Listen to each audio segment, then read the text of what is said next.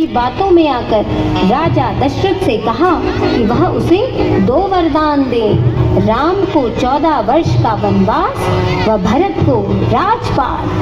हे राजन, नित हित मैं चाहूं, देखूं ना कल और आज, भरत को राज मिले जग में, राम जाए वनवास, राम जाए वनवास।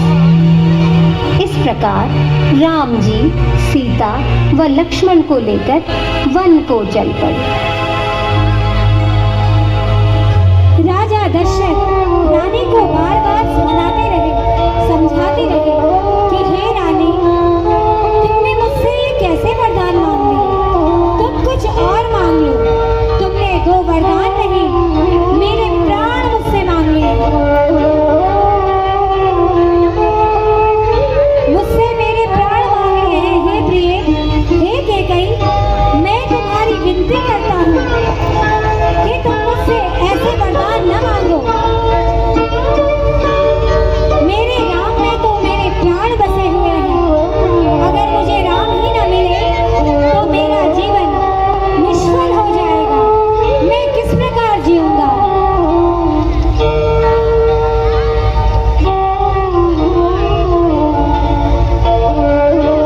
बार बार दशरथ कैकेयी के चरणों में गिर गिर कर विलाप करते रहे, लेकिन रानी कैकेयी नहीं मानी।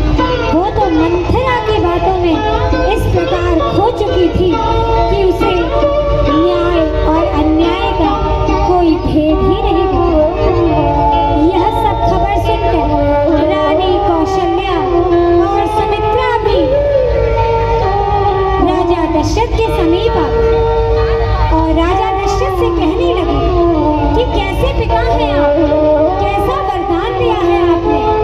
अभी तो हमारे पुत्र विवाह होकर अपने महल को लौटे थे और आपने इस प्रकार से उन्हें वनवास देकर हमें अत्यंत पीड़ा दी है।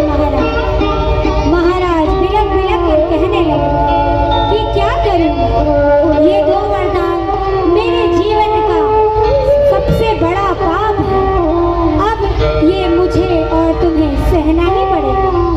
राम का वियोग हम सबको सहना पड़ेगा। हे ईश्वर, हे भगवान, मेरे प्राण तुम हरो। ऐसा कहकर राजा दशरथ अचेत हो जाते, बेहोश